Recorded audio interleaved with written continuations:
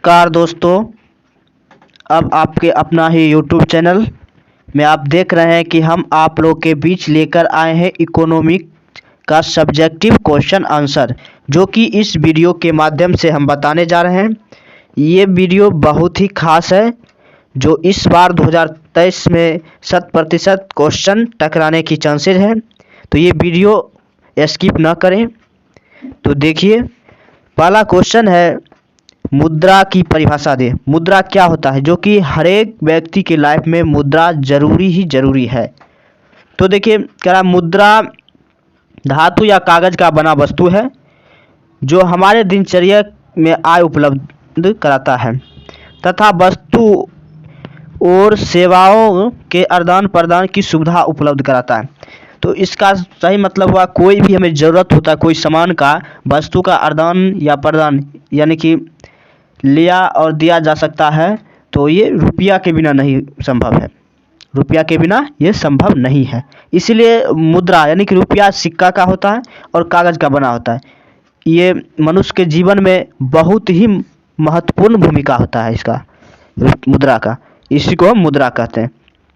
बचत क्या है, यानी कि आय तथा उपयोग के अंतर को हम बचत कहते हैं। यानी आय तथा उपयोग के अंतर को, यानी आय तथा व्यय, कितना इनकम हुआ और कितना खर्च हुआ, जो बचा उसे हम बचत कह सकते हैं। तो इसका सही जवाब मानिए एक तरह से आय और व्यय के अंतर को हम बचत कहते हैं। अगला क्वेश्चन है साख क्या है। साख क्या है? अर्थशास्त्र में साख का मतलब ऋण लौटाने या भुगतान करने की क्षमता में विश्वास से हम साख कहते हैं। यानी साख होता है अर्थशास्त्र में कि आर्थिक स्थिति में अगर ऋण को किसी से लिए और समय पर लौटा दिए, या लोन लिए आप समय पर लौटा दिए, इस विश्वास की क्षमता को हम साख कहते हैं। अगला है एटीएम क्या है, जो कि आप गए होंगे एटीएम में रुपया निकालने के लिए। तो देखिए, एटीएम जो है आर्थिक विकास के युग में बैंकिंग संस्थाओं के द्वारा प्लास्टिक के एक टुकड़े को मुद्रा के रूप में उपयोग किया था। किसके रूप में? मुद्रा के रूप में उपयोग किया जाने लगा। एटीएम जो प्लास्टिक मुद्रा का ही एक रूप है। एटीएम का जो कार्ड देखे होंगे वो प्लास्टिक मुद्रा का ही एक रूप है। एटीएम का अर्थ होता है स्वचालित टेलर मशीन। स्वचालित टेलर मशीन, जो कि इंग्लिश में आप देख रहे हैं ऑटोमेटिक टेलर मशीन कहते हैं। यह मशीन जो कि 24 आवर यानी 24 घंटा निकाला जा सकता है इससे, यानी कि इसे निकाला जमा करने की सेवा प्रदान प्राप्त होता है। यानी कि जमा तो नहीं होता है एटीएम में, फिर लेकिन निकाला जरूर जा सकता है। एटीएम में जो भी रुपया रहता है अकाउंट में, उसे निकाला जाता है 24 घंटा एटीएम के द्वारा। तो एटीएम से हमें सुविधा मिलती है कि 24 घंटा बैंक ओपन नहीं रहती है, जो कि एटीएम ओपन रहती है, हमें ज़रूरत पूरा कर देती है। ये प्लास्टिक का एक कार्ड होता है जो कि आप यूज किए होंगे ज़रूर। अब अगला क्वेश्चन की ओर चलते हैं। देखिए, अगला क्वेश्चन देख रहे हैं, वस्तु विनिमय प्रणाली क्या है? मुद्रा ने इनकी कठिनाइयों को किस प्रकार दूर किया है? मुद्रा ने किस प्रकार इस परेशानी को दूर किया है? तो इसका उत्तर देखिए, जब दो पक्षों द्वारा एक वस्तु से दूसरे वस्तु का प्रत्यक्ष विनिमय किया जाता है तो वस्तु विनिमय कहा जाता है। यानी कि एक वस्तु हम दिए और दूसरे वस्तु हम लिए, जो कि हर एक वस्तु तो बराबर भाव का ही नहीं होता है। इसका मतलब आसान करने के लिए मुद्रा होता है, उसका रेट कुछ अलग होता है, इसका रेट कुछ अलग होता है, इसलिए इसका बीच में मुद्रा का उपयोग किया जाता है। तो मुद्रा ने वस्तु विनिमय की सभी कठिनाइयों को निराकरण कर दिया, क्योंकि मुद्रा के जन्म के बाद प्रत्येक वस्तु का मूल्य द्वारा मापा जा सकता है। यानी कि मुद्रा के ही द्वारा हम किसी वस्तु को अलग अलग भाव में हम लगा सकते हैं और लेन देन कर सकते हैं। इसका देखिए, पहला मुद्रा के मूल्य मापने की कठिनाई को दूर कर दिया। दोहरे सहयोग की कठिनाई मुद्रण के प्रयोग से समाप्त हो गए। यानी कि जैसे ये सामान लिए और वो सामान दुगुना देना पड़ता था। और वस्तुओं के विभाजन की कठिनाई को दूर किया गया, यानी कि वस्तु को तोड़ना पड़ता था, उसको विभाजित किया जाता था ताकि ये इतना ही वस्तु देंगे और उसको विभाजित करके दीजिए इतना ही ये मिलेगा। वो सब दूर दूर कर दिया, यानी कि एक तरह से मानिए सबकी परेशानी खत्म हो गई। अपना उसका भाव लगाइए और इसका भाव लगाइए। मुद्रा आने से मनुष्य की जीवन बहुत ही अच्छी हो रही है। देखिए ये तीनों क्वेश्चन का ही एक ही आंसर होगा। देखिए मौद्रिक विनिमय प्रणाली से आप क्या समझते हैं, या पत्र मुद्रा क्या है, या मुद्रा क्या है, किन्हीं 5 लाभों की व्याख्या कीजिए अथवा मुद्रा के कार्यों को लिखिए। तो इन सब क्वेश्चन का यही आंसर होगा। तो देखिए मुद्रा कागज या धातु का बना वस्तु है जो हमारे दिनचर्या की आय उपलब्ध कराता है तथा वस्तुओं और सेवाओं के आदान प्रदान करने की सुविधा उपलब्ध कराते हैं। इसे हम क्या कहते हैं, मौद्रिक विनिमय प्रणाली कहते हैं या पत्र मुद्रा कहते हैं। देखिए मुद्रा के कार्य या लाभ निम्न है, यानी कि 5 लाभ के बारे में हमको बोला है, 5 लाभ को हम उल्लेख करेंगे। तो देखिए पहला लाभ है जो विनिमय के माध्यम, पहला लाभ जो है विनिमय के माध्यम।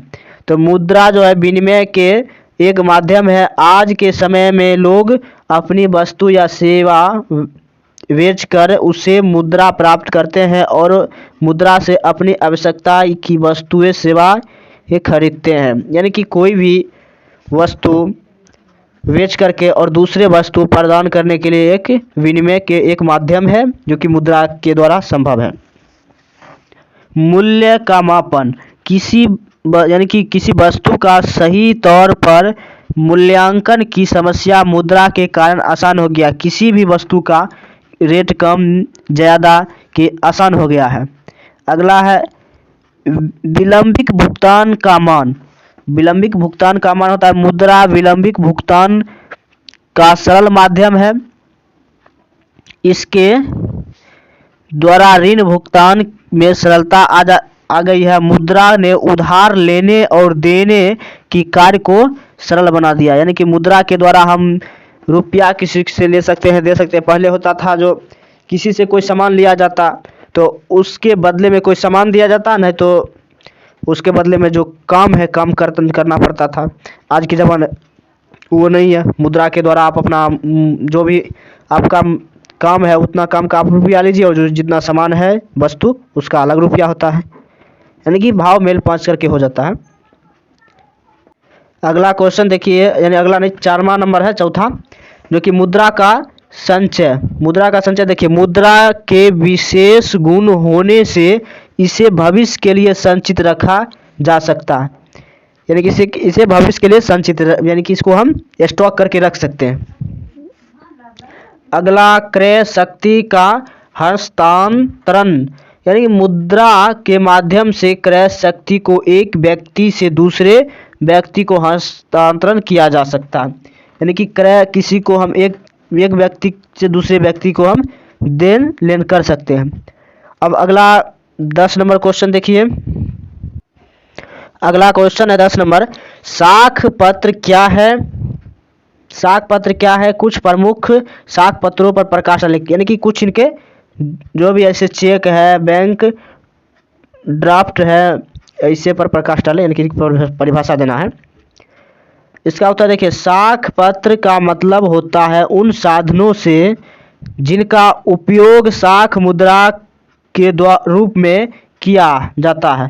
साख पत्र के आधार पर ही साख या ऋण का आदान प्रदान होता है। अतः साख पत्र ठीक मुद्रा की तरह कार्य करता है। क्योंकि साख पत्र है सो ठीक मुद्रा की तरह कार्य करता है, आदान प्रदान करने में कोई परेशानी नहीं होता। ऐसे साथ कई तरह के होते हैं जो निम्न है, जैसे कि देखिए चेक एक लिखित आदेश है जो बैंक में रुपया जमा करने वाले अपने बैंक को देता है कि उसमें लिखित रकम व्यक्ति को दे दी जाए। अगला देखिए इसी प्रकार का रहा है बैंक ड्राफ्ट। यह वह पत्र है जो एक बैंक अपनी किसी शाखा या अन्य किसी बैंक को आदेश देता है कि अंकित रकम व्यक्ति को दे दी जाए। यानी कि एक बैंक दूसरे बैंक को अपना आदेश देता है। तो बैंक ड्राफ्ट देसी विदेशी दोनों तरह का होता है। देसी जो होता है अपने देश के अंदर, विदेशी होता है जो यानी कि जो है प्रत्येक यात्री चेक पर एक निश्चित रकम छापी रहती है। यात्री बैंक की किसी भी शाखा से यात्री चेक प्रस्तुत कर मुद्रा प्राप्त करता है, इसे हम यात्री चेक कहते हैं। अगला है प्रतिज्ञा पत्र। प्रतिज्ञा पत्र में देखिए